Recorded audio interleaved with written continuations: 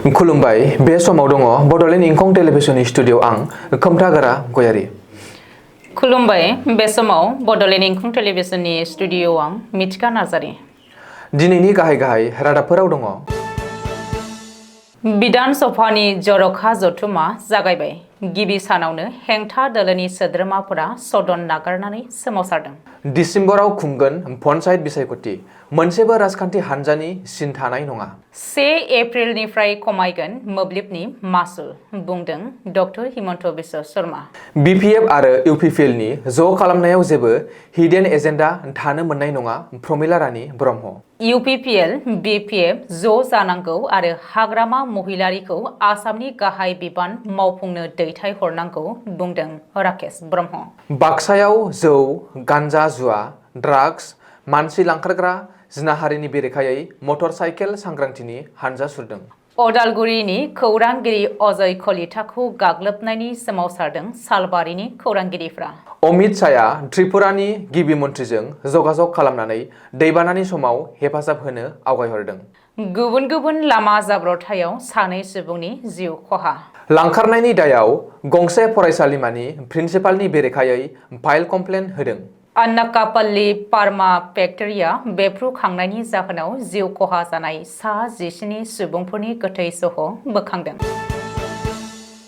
दानिया फैदिनि आबुं रादाबाव।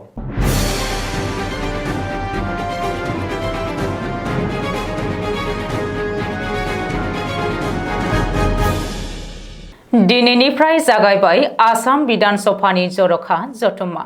बुंथिगिरि बिश्वजित दैमारिनि दैदेननायाव दिनैनिफ्राय जागायदों आसाम बिधान सभानि जर'खा जथुम। नाथाय दिनै गिबि सानावनो सदनाव दुंहाव थासारि सोमजियो। स्मार्ट मिटारनि बेले-बेजे आरो शिबसागरनि जाथायखौ लानानै हेंथा दोलोआ सदनखौ दुंहाव खालामो आरो उननि समाव सदनखौ नागारो। सुलुङाव फोरमायथिनाय बायदिब्ला हेंथा दोलोआ शिबसागरनि जाथायनि सायाव आलादायै सावरायनो खावलायदोंमोन आरो स्मार्ट मिटारखौ लानानै मेलखौ दोनथ'नो थांखि होदोंमोन। नाथाय बुंथिगिरिया मानियैलाय हेंथा दोलोनि सोद्रोमाफोरा सदनाव सोमावसारो आरो सदन नागारो। मख'नो गोनांदि हेंथा दोलोनि सोद्रोमाफोरा सदन नागारनायनि उनाव आखाइ प्लेकार्ड लानानै स्मार्ट मिटारनि हेंथायै सोमावसारो आरो स्मार्ट मिटारखौ बन्द' खालामनो दाबि दैखाङो। कंग्रेसनि एमएलएफोरजों लोगोसे एआईइउडिएफ रायजो दल सिपिआइएम एमएलएफोरा दिनै बिधान सभानि जर'खा जथुमनि गिबि सानावनो सदन नागारदों। हेंथा दोलोनि दैदेनगिरि देबब्रत शइकियाया खौरांगिरिनि सिगाङाव बुंनाय बायदिब्ला स्मार्ट मिटारनि जोहै गेदेरथार लुथिनाया जागासिनो। नाथाय सदनाव बे गोनांथार आयदानि सायाव सावरायनो खाबु होआसै। बेनिखायनो बेखौ हेंथा खालामनानै सदन नागारदों। बबेखानि जायखिजाया जाहोनाव स्मार्ट मिटारनि लुथिनायखौ मानिनानै लाया आरो बेखौ गोख्रों बेरेखा खालामगोन होननानैबो देबब्रत शइकियाया बुंदों। मख'नो गोनांदि दिनै सदनाव हाबनायनि सिगांनो आखायाव स्मार्ट मिटार आरो लेन्थन लानानै सोमावसारदों शिबसागरनि एमएलए अखिल गगैया। बेनि अनगायैबो अखिल गगैया रायजोआव गले गले जिनाहारि जानायनि सायाव गोख्रों बिजाथाइ होदों आरो गिबि मन्थ्रि डक्टर हिमन्त बिश्व शर्माखौ मासि नागारनो दाबि खालामदों। ओरैहाय एआईइउडिएफनि एमएलए आमिनुल इस्लामआ हा बायनाय फाननाय आयेननि सायाव गोख्रों बिजाथाइ होदों। फैबाय थानाय पन्चायत बिसायख'थिखौ लानानै गोनांथार बाथ्रा फोसावदों पन्चायत आरो गामि जौगाखां बिफाननि मन्थ्रि रन्जित कुमार दासआ। 2024 मायथाइनि डिसेम्बर दानाव खुंगोन पन्चायत बिसायख'थि। रन्जित दासआ खौरांगिरि मेलनि गेजेरजों फोरमायनाय बायदिब्ला बे खेबनि पन्चायत बिसायख'थिखौ राजखान्थिनिफ्राय उदां खुंगोन। बे खेबनि पन्चायत बिसायख'थियाव मोनसेबो राजखान्थि दोलोफोरनि सिनायथि थानाय नङा। बेल' नङा बे खेबाव पन्चायत आफादगिरिनो रायजोफोरा भट होनो मोननाय नङा। बिनि सोलाय पन्चायतनि वार्ड मेम्बारफोरा पन्चायत आफादगिरिनो भट होगोन। मख'नो गोनांदि सिगाङाव पन्चायत आफादगिरिनि थाखाय बिसायख'थि खुंदोंमोन। मन्थ्रि रन्जित दासआ बुंबावनाय बायदिब्ला 31 आगस्तनि गेजेराव पन्चायत आरो 7 सेप्तेम्बरनि गेजेराव ब्लकफोरखौ दाफामफिननाय जागोन। 2001 मायथाइनि सुबुं सानखो बायदियै ब्लक आरो पन्चायत दाफामफिनजागोन। बे हाबाफारिया जोबनायनि उनावनो डिसेम्बर दानाव पन्चायत बिसायख'थि खुंगोन। बेखौबो मख'नो गोनांदि थांनाय 8 जुलाइखालि पन्चायत नायबिजिरनायनि थाखाय आसाम सोरखारा मोनसे जर'खा कमिटि दानो बिथोन होदोंमोन। बेनि उनाव दायो रायजोनि गासैबो पन्चायतफोरखौ गार्जेन मन्थ्रिया सामलायगासिनो। गार्जेन मन्थ्रिनि दैदेननायावनो बे कमिटिखौ दानाय जादों। बे कमिटिनि मेम्बार सेक्रेटारिया जिल्ला बेंगिरि आरो कमिटिनि सोद्रोमा महरै जिल्ला परिषदनि सिअ'खौ लानाय जादों। गुबुन फारसे आन्चलिक पन्चायतखौ जायगानि एमएलएनि दैदेननायाव सामलायगासिनो। एमएलएनि दैदेननायाव मोनसे जर'खा कमिटि दानानै होदों आरो बे कमिटियाव मेम्बार सेक्रेटारि महरै लेङाइ जिल्ला बेंगिरि एबा सिअ'खौ लादों। बेबादिनो गामि पन्चायतखौ बिडिअ'नि दैदेननायाव सामलायदों। बे कमिटियाव मेम्बार सेक्रेटारि महरै पन्चायतनि नेहाथारिखौ लादों। रायजोआव सोलिगासिनो स्मार्ट मिटारनि दान्थे बिदान्थे आरो रायजो सोरखारनि हेंथायै गोख्रों सोमावसारनाय। बेनि गेजेरावनो मोब्लिब मासुलखौ लानानै आसाम बासिनो एबा आसामनि रायजो राजाफोरनो मोजां खौरां फोसावदों गिबि मन्थ्रिया। रायजोआव खमायगोन मोब्लिबनि मासुल। फैगौ 2025 मायथाइनि एप्रिल दाननिफ्राय खमायगोन मोब्लिबनि मासुल। बे बाथ्राखौ फोरमायदों गिबि मन्थ्रि डक्टर हिमन्त बिश्व शर्माया। मख'नो गोनांदि फैगौ 2025 मायथाइनि 1 एप्रिलनिफ्राय मोब्लिबनि मासुला मोनफ्रोमबो इउनिटआव 1 रां खमायगोन होननानै फोसावदों गिबि मन्थ्रि डक्टर हिमन्त बिश्व शर्माया। आसामा मोब्लिब मासुल खमायनाय भारत हादरनि गेजेरावनो मोनसेल' रायजो होननानै गिबि मन्थ्रिया बुंदों। बबेखानि स्मार्ट मिटारनि गोख्रों दान्थे बिदान्थेनि सायाव बिजाथाइ होनानै गिबि मन्थ्रिया बुंदोंदि गोनां जायोब्ला आनजाद नायनायनि थाखाय मेनुएल मिटार लागायनाय जागोन। मेनुएल मिटार आरो स्मार्ट मिटारनि गेजेराव ग्राहकआ बाहायनाय इउनिटनि फारागथिखौ नायनानैसो उननि समाव स्मार्ट मिटारखौ केन्सेल खालामनाय जागोन एबा बेखौनो बहाल लाखिनाय जागोन होननानैबो गिबि मन्थ्रि डक्टर हिमन्त बिश्व शर्माया रोखायै बुंदों। बड'लेण्डनि मोननै गाहाय ओनसोलारि राजखान्थि हान्जा बिपिएफ आरो इउपिपिएलआ ज' जामारसिगोन नामा? बेखौ लाना गोख्रोङै सावरायनाया सोलिगासिनो थानायनि गेजेरावनो बिपिएफनि लेङाइ आफादगिरि आरो बारग' मन्थ्रि प्रमिला रानी ब्रह्मआ खौरांगिरिफोरनि गेजेरजों गावनि सानस्रिखौ फोरमायदों। एबसुनि आफादगिरि दिपेन बर'आ बिपिएफ आरो इउपिपिएलनि मोन्नैबो दोलोखौ ज' खालामनांगौ होननानै खावलायनायखौ बरायनायजों लोगोसेनो बे मोननै राजखान्थि दोलोआ सिगाङावनो खौसे जानायखौ लुबैदों होननानै प्रमिला रानी ब्रह्मआ बुंदों। बबेखानि दिपेन बर'आ बिपिएफ इउपिपिएलनि ज' जानायखौ लुबैनाया जोंनि थाखाय मोजां, नाथाय ज' खालामनायनि मुङाव हिडेन एजेन्डा आरो थाखोमानाय आन्दोनि सोलो थानो मोननाय नङा होननानै बारग' मन्थ्रि प्रमिला रानी ब्रह्मआ बुंदों। गुबुन फारसे बर' हारिनि गेजेराव बिपिएफ इउपिपिएल ज' खालामनायखौ लानानै गोख्रों सावरायनाया सोलिगासिनो थादोंब्लाबो बिपिएफनि आफादगिरि हाग्रामा महिलारिया दासिमबो खुगा बेखेवाखै आरो जेबो बुङाखै। रिपर्ट बायदिब्ला हाग्रामा महिलारिया बे आयदाखौ गोख्रोंसिन खालामनो सानाखै। मख'नो गोनांदि बिपिएफ इउपिपिएलआ ज' जायोब्ला बिपिएफआ मा मुलाम्फा जागोन बेखौ नायबिजिरालासेनो हाग्रामा महिलारिया दि ग्रीन सिगनेल होनाय नङा बे रोखा। बिपिएफ इउपिपिएलनि ज' जायोब्ला बिपिएफनि मावथि आरो मददगिरिफोरा बिजेपि फारसे थांगोन नामा बेखौबो नोजोर होगोन हाग्रामाया। बेनिफ्राय बेखौ रोखा बुंनो हायोदि बिपिएफ आरो इउपिपिएलआ दानो ज' जानाया गोरलै नङा। बबेखानि जानो गोनां बिटिसि बिसायख'थिनि सिगां बिपिएफआ इउपिपिएलजों ज' जायालासेनो गुबुन हादरारि राजखान्थि हान्जाजों गोरोबथा खालामनो हागौ होननानैबो माखासे राजखान्थि सावरायगिरिफोरा बुंदों। दिनै बाक्सा जिल्ला 22 नं कक्लाबारि बियाबनि सिङाव थानाय सिमला बाजारनि हेन्डलुम एन्ड टेक्सटाइल नमायाव कक्लाबारि क्लास्टाराव बिटिसि सोरखारा नन रेसिडेन्सियेल ट्रेनिं सेन्टार बेखेवदों। बे नन रेसिडेन्सियेल ट्रेनिं सेन्टारखौ बेखेवनानै होदों इएम राकेश ब्रह्मआ।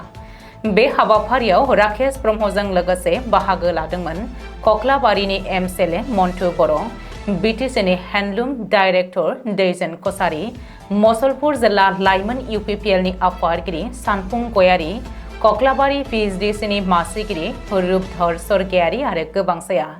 बे नन रेसिडेन्सियेल ट्रेनिंखौ 45 साननि थाखाय होनाय जागोन आरो गोबां लाइमोन आरो आइजोफोरा बेवहाय गोनोखोआरि जि दानायखौ मोजाङैनो सोलोंना लानो हागोन होननानै बुंथियो बिटिसिनि हेन्डलुम बिफाननि डाइरेक्टर दैजेन कसारिया। मख'नो गोनांदि रोजा रोजा बर' जोहोलावफोरनि गोथां थैया दाबो दङ आरो जोंनि गेजेराव गोबां सानस्रिफोर दङ। बेनिखायनो फैबाय थानाय बिटिसि बिसायख'थियाव बिटिआरनि मोन्नैबो राजखान्थि दोलो UPPL आरो BPF आ ज' जानांगौ आरो बिटिआरनि गाहाय मावफुं सोद्रोमा महरै प्रमद बर'आनो थाफिननांगौ आरो हाग्रामा महिलारिखौ डेपुटि चिफ खालामनांगौ आरो डेपुटि चिफजों लोगोसे हाग्रामा महिलारि बिथांखौ आसाम एसेम्ब्लियाव गेदेर बिबानाव दैथायहरनांगौ। मानोना हाग्रामा महिलारिया सासे गोजामसिन रोंखा राखा दैदेनगिरि आरो बिथाङानो रायजो खोन्दोनि खोथाखौ मोजाङैनो मिथिगौ। बेनि अनगायैबो आथिखालनि आसामनि गिबि मन्त्रि डक्टर हिमन्त बिश्व शर्माखौनो फिन गिबि मन्त्रि महरै दोनफिननो नांगौ होननानै खौरांगिरिनि गेजेरजों फोरमायो EM राकेश ब्रह्मआ। समाजाव सोलिबाय थानाय जौ, गान्जा, जुवा, ड्राग्स, मानसि लांखारग्रा जिनाहारिनि बेरेखायै बाक्सा जिल्ला एबसुनि बानजायनायाव साननैनि हाबाफारिजों ओंखारनाय मटर साइकेल हानजा सुरनाया दिनै सालबारि महकुमानि बेन्दोङाव थानाय खारिजा बिजनीनि I love you बाजाराव थुंगेयो। मख'नो गोनांदि दिनै बाक्सानि सालबारि महकुमानि सिके दखरानि बेन्दोङाव थानाय सिमला दावधारानिफ्राय राबां, रुपहि, सालबारि, सावदारफिथा, मानास, गबर्तना, बारापेटा जानानै खारिजा बिजनीनि I love you बाजारसिम एबसुनि गोबां मावथि सोद्रोमाफोरा दैदेनगिरि मावफारियाफोरा मटर साइकेल हानजा सुरनायाव बाहागो लादों। मैया बुधबार खालि बाक्सा जिल्लानि थमथमा हनुमान मन्दिरनिफ्राय जागायजेननाय मटर साइकेल हानजा सुरनायनि हानजा सुरग्राफोरा मुसलपुर, बरमा, दुमनि, बरबरि, दिहिराजों लोगोसे गुबुन गुबुन जायगायाव हानजा सुरनानै मोनायाव कख्लाबारिनि मानासनि मावजिगेन्द्रि इक' टुरिज्म ससाइटिनि लड्जआव हरखौ बारहोनानै दिनै फिन आरोबाव साननि 10 बाजिनिफ्राय सिके दखरानि सिमला दावधारानिफ्राय एबसुनि दैदेनगिरि मावफारियाफोरा मटर साइकेल हानजा सुरनानै I love you बाजाराव हानजा सुरनाया फोजोबो। बड'लेण्ड खौरांगिरि गौथुमनि सोद्रोमा अदालगुरिनि खौरांगिरि अजय कलिताखौ दुथांफोरा गाग्लोबनायनि सोमावसारदों दिनै सालबारियाव सालबारि महकुमा खौरांगिरि आफादनि खौरांगिरिफ्रा। मख'नो गोनांदि सालबारि महकुमा खौरांगिरि आफादनि खौरांगिरिफोरा गोसोम बेज गाननानै खौरांगिरि अजय कलिताखौ गाग्लोबनायनि दायाव सोमावसारदों। बेनि अनगायैबो सालबारि महकुमा खौरांगिरि आफादनि फारसेनिफ्राय सालबारि महकुमा बेंगिरिनि गेजेरजों आसामनि गिबि मन्थ्रिनिसिम गांसे गोसोखां बिलाइ दैथायहरो। गोसोखां बिलाइयाव अजय कलिताखौ गाग्लोबनाय दुथांफोरखौ हमनानै मोननांगौ बायदि साजा होनो थाखाय दाबि खालामनाय जादों। मख'नो गोनांदि खौरांगिरि अजय कलिताखौ थांनाय 12 आगस्ट खालि मोनसे जाब्रबथाय जानायनि खौरां बुथुमनो थांनायाव अदालगुरियाव दुथांफोरा देहायारि गाग्लोबदोंमोन। मिरुनि नखर मन्त्रि अमित शाहया बृहस्पतिबार खालि त्रिपुरानि गिबि मन्त्रि डक्टर मानिक शाहजों दैबानानि हालोदखौ खौरां लानो थाखाय टेलिफननि गेजेरजों जगाजग खालामदों होननानै मिथिनो मोननाय जादों। सावरायलायनायनि गेजेरजों अमित शाहया गिबि मन्त्रिनो मिरुनिफ्राय मदद होनो थाखाय थिरांथा लानायजों लोगोसेनो नेशनेल डिजास्टार रेसपन्स फर्सनो दैबानाजों भुगिनांनाय सुबुंफोरखौ रैखा खालामनो थाखाय नाव हेलिकप्टार दैथायहरनानै बाहायनो बिथोन होनायखौ नुनो मोन्दों। गोबां अखा हानायनि जाहोनाव आगरतलानि गमाथि दैमाया गिख्रंथाव थाथायाव बोहैना दैबाना सोमजिखांनायनि जाहोनाव गोबां नोगोरारिफोरा खहा जानांदों। बेनि अनगायैबो गासै सा 30,000निबो बांसिन सुबुंफोरा दैबानाजों खहा जानानै रिलिफ केम्पआव थानो गोनां जादों। लोगोसेनो थानो थाखाय दासान्दि रायजोआव गासै गं 321 रिलिफ केम्प बानायना होनायबो जायो। बबेखानि गिबि मन्थ्रिया बेखौबो फोरमायनानै होबावदों दि आसामनिफ्राय दासान्दि मोनसे NDRF हानजाया दंहैयो आरो थाबैनो अरुणाचलनिफ्राय मोनब्रै NDRF हानजा फैबावनो हागौ। रायजो सोरखारा दैबानाजों खहा जानांनाय सुबुंफोरखौ मोजाङै रैखाथि लाखिनो थाखाय नोजोर होगासिनो दङ होननानै मिथिनो मोननाय जादों। तिनिसुकिया जिल्लायाव बुधबारखालि हरखाबै लामा जाब्रबथायजों 65 बोसोर बैसोनि सासे सुबुङा जिउ खहा जादों। सुलुङाव फोरमायथिनाय बायदिब्ला काक'पथार ओनसोलनि माइथं जायगायाव गंसे रेजिस्ट्रेशन नम्बर AS23DC 0768 बलेर' पिकआप गारिया गंसे रेजिस्ट्रेशन नम्बर AS23T4513 मटर साइकेलजों हरखाबै सौग्राव फैनायनि जाहोनावनो बेबायदि दुखुनांथाव जाथाय जादों होननानै मिथिनो हादों। जाब्रबथायाव जिउ खहा जानाय सुबुंनि सिनायथिखौ दिफेन नेयक होननानै सिनायथिनाय जादों। बबेखानि सौग्रावखांनायनि उनावनो बोलेरो पिकआप गारिनि ड्राइभारा खाबु लानानै जायगानिफ्राय खारखोमादोंमोन, जायनि जाहोनाव ओनसोलनि पुलिसआ ड्राइभारखौ नागिरगासिनो दङ। बेराफारसेथिं लखिमपुराव बुधबार खालिनो गुबुन मोनसे लामा जाब्रबथायजों सासे फोरोंगिरिनि जिउ खहा जादों। जाब्रबथायाव जिउ खहा जानाय सुबुंखौ दाथारा शंकरदेव गोजौ फरायसालिनि फोरोंगिरि बानेश्वर लिगिरा होननानै मिथिनो मोननाय जादों। मिथिनो हानाय बायदिब्ला बे दुखुनांथाव जाथाया फोरोंगिरिया जेब्ला गावनि न' फारसे थांबाय थादोंमोन अब्लानो बोलेरो पिकआप गारिजों सौग्रावनायनि जाहोनाव गोब्राब जोखोम जादोंमोन, जायनि जाहोनाव लखिमपुर मेडिकेल कलेज आरो हस्पिटालाव फाहामथाय होनो लानानै थांदोंमोनब्लाबो उनाव डाक्टारा फोरोंगिरिखौ थैबाय होननानै फोसावो। चिफ मिनिस्टार स्पेशल भिजिलेन्स सेलआ बृहस्पतिबारखालि धुबरी जिल्लानि सतीशआव थानाय हमीदाबाद फरायसालिमानि प्रिन्सिपाल शाहादत आलीनि बेरेखायै फरायसालिमा फान्डनिफ्राय 60निफ्राय 80 लाख रां लाना खारनायनि दायाव फाइल कमप्लेन खालामनाय जायो। बे सोमोनांथाव जाथायनि बागै सीएम भिजिलेन्सआ माखासे फोरमानथि बुथुमनो थाखाय फरायसालिमा स्टाफनि गोबां मावफारियाफोरखौ सोंलु खालामनो थाखाय लेंहरदोंमोनब्लाबो दासिमबो जेबो खौरां मिथिनो मोननाय जायाखै। सुलुङाव फोरमायनाय बायदिब्ला फरायसालिमानि बायदि जौगाखांनायनि खामानि मावनो थाखाय गासै 80 लाखसो रां बहननानै जाख्ल'दोंमोन। बेनि अनगायैबो प्रिन्सिपाल शाहादत आलीनि सायाव नकल बिल बानायनानै रां बाहायना जाख्ल'नायनि दाय जाबसिननाय जायो। लोगोसे सीएम भिजिलेन्स सेलआ माखासे बेसादफोर बायनायनि बिगोमानियावबो गोख्रोङै सिग्रोमनायखौ नुनो मोन्दों। बबेखानि बेफोरबायदि बेरेखा खामानियाव फरायसालिमा सामलाय गौथुमाबो खेंसालियै सोमोन्दो थानो हागौ होननानै सन्देह खालामनाय जादों। बेखौबो फोरमायबावनाय जादोंदि सोलिफु बोसोरनि जानुवारि दानाव चिफ मिनिस्टार स्पेशल भिजिलेन्स सेलआ फरायसालिमायाव माखासे खन्था सिग्रोमनानै गोबां गोनां फोरमानलाइफोरखौ जब्द खालामदोंमोन होननानै मिथिनो मोननाय जादों।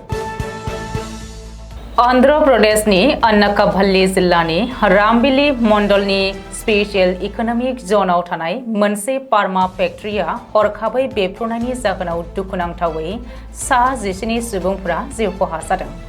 सुलुंनिफ्राय मिथिनो मोननाय बायदिब्ला बुधबारखालि गासै सा 200सो खामानि मावग्राफोरा थानाय समाव फार्मा कम्पानिया 500 किल'मिटारनि केपासिटर रिएक्टरा बेफ्रुदोंमोन।